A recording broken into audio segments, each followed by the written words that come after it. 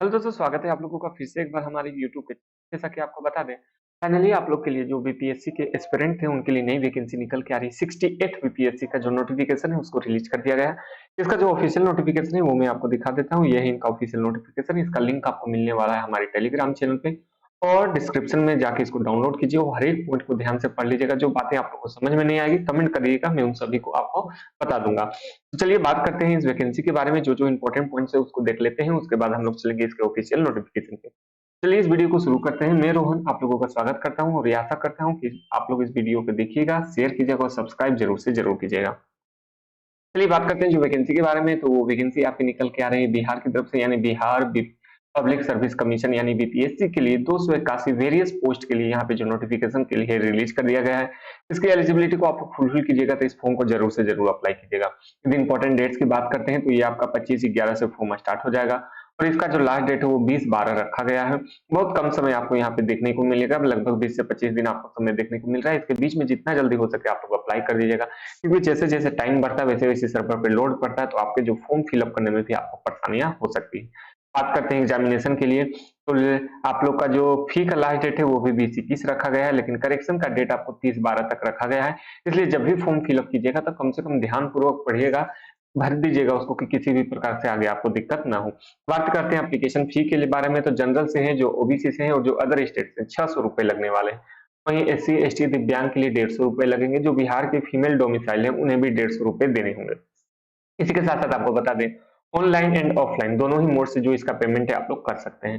बात करते हैं एज के लिए, तो मिनिमम एज 20, 21, 22 यानी अलग अलग पोस्ट के लिए अलग अलग आपका यहाँ पे जो आप एज है वो है। और बात करते हैं मैक्सिमम एज, आपका 37 होने वाला है मेल के लिए, फीमेल के लिए 40 होने वाला है। और जो एज में रिलैक्सेशन देखने को मिलता है, जैसे कि ओबीसी को, एससी को, एसटी को, तो यहाँ भी आपको एज में रिलैक्सेशन देखने को मिलेगा।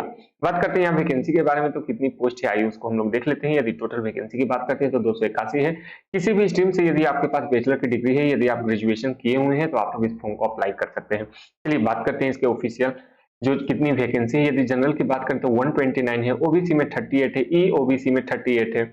माफ कीजिएगा, ओबीसी में 39 है, ई ओबीसी में 38 है।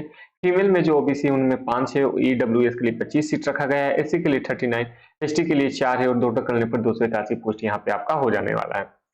चलिए बात करते हैं इसके ऑफिशियल नोटिफिकेशन पे कि आपका जो एग्जामिनेशन है किस प्रकार से होने वाला है, क्या क्या क्वेश्चंस पूछे जाने वाले हैं। इसको आप लोग डाउनलोड कर लीजिएगा, टेलीग्राम चैनल पे जुड़ जाइए और हमारे इस चैनल से भी जुड़ जाइए। उसके लिए आपको हमारे इस चैनल को सब्सक्राइब किए रहना होगा कि जैसे इसके बारे में किसी भी प्रकार का डिटेल्स आता है तो मैं आपको बताता रहूंगा।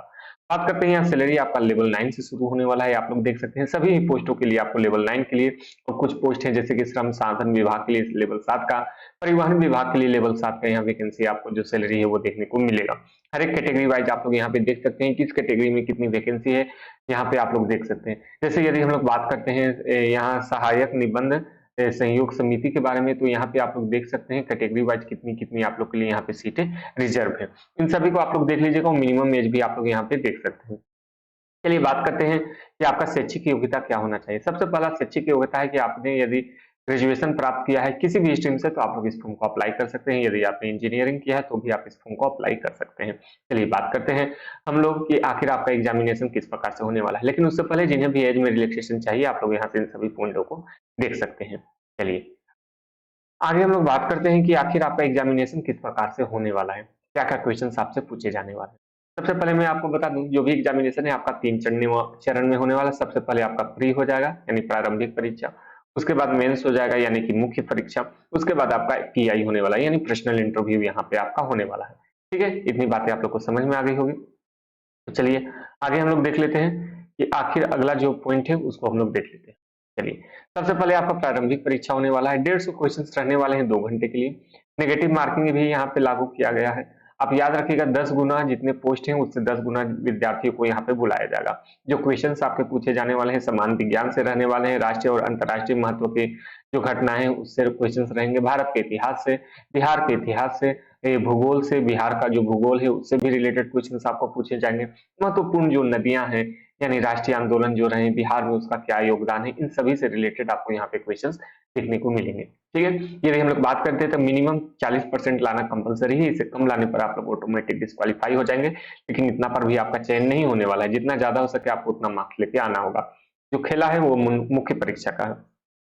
यदि हम लोग बात करते हैं तो यहाँ पे आपका हिंदी एक पेपर होने वाला है, ठीक है। यहाँ 4 पेपर आपके होने वाले हैं।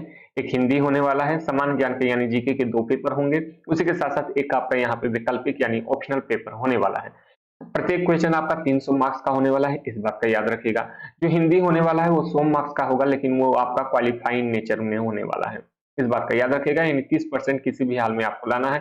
30% लाइएगा तो आप लोग क्वालिफाई हो जाइएगा अगले इन सभी सब्जेक्ट के लिए, ठीक। चलिए, यदि हम लोग बात करते हैं जो भी क्वेश्चंस हैं आपके समान अध्ययन के जो प्रश्न पत्र हैं 1 और 2, यहाँ से क्वेश्चंस आने वाले हैं और साथ ही साथ में आपके जो ऑप्शनल है, ऑप्शनल आप लोग यहाँ पे देख सकते हैं।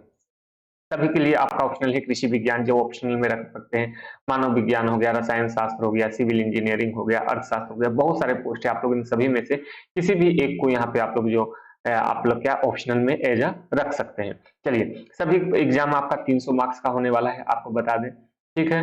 और यहाँ पे आपको हर एक क्वेश्चन के लिए, हर एक पेपर के लिए आपको यहाँ पे 3 घंटे का समय यहाँ पे दिया जाने वाला है। इतनी बातें आप लोग को समझ में आ गई होगी। इससे रिलेटेड बुक्स क्या होंगे यदि कमेंट कीजिएगा तो मैं बता दूंगा आप लोग के लिए कौन सी बेहतरीन बुक्स हो सकती हैं। लेकिन इससे भी पहले हमारा एक वीडियो बना हुआ है बेहतरीन बुक्स के लिए, कि जो आपकी हेल्प करने वाले हैं आपके एग्जामिनेशन क्वालिफाई करने में। चलिए, उसके बाद बात करते हैं जो क्वेश्चन पत्र हैं आपके हिंदी और अंग्रेजी दोनों ही भाषा में आपको देखने को यहाँ पे मिलने वाले हैं। उसके बाद आपका पर्सनल इंटरव्यू होगा। पर्सनल इंटरव्यू आपका 120 मार्क्स का होने वाला है, ठीक है। इसको भी आपको अनिवार्य करना है, इसको भी आपको पास करना होगा, ठीक है। इसके बाद इन तीनों के आधार पे ही आपका जो मेरिट लिस्ट है वो यहाँ पे बनने वाला है। याद रखिएगा, यदि आप लोग प्री क्वालिफाई कर जाते हैं तो उसके बाद प्री क्वालिफाई करने के बाद आपको मेंस का फिर से फॉर्म भरना होगा। इस बात का याद रखिएगा, ये नहीं कि प्री क्वालिफाई होगी मेंस का नहीं फॉर्म भरेंगे, मेंस का भी आपको यहाँ पे फॉर्म फिलअप करना होगा। जो मेरिट लिस्ट है आपका 900 मार्क्स उधर से और 120 मार्क्स इधर से, यानी 1020 मार्क्स पे आपका यहाँ जो मेरिट लिस्ट है वो आपका बनने वाला है, ठीक है। यही था इस वीडियो में। आप लोग को यह वीडियो कैसा लगा है कमेंट करके जरूर से जरूर बताइएगा, और किसी भी प्रकार का डाउट होगा तो आप लोग कमेंट करके बता सकते हैं। चलिए, अब इस वीडियो को समाप्त करते हैं, और आप लोग से एक रिक्वेस्ट होगा कि आप लोग सब्सक्राइब नहीं किए हैं तो अभी तक आप लोग कर लीजिए इसी प्रकार का वीडियो देखने के लिए। आज के लिए इतना ही। Thank you.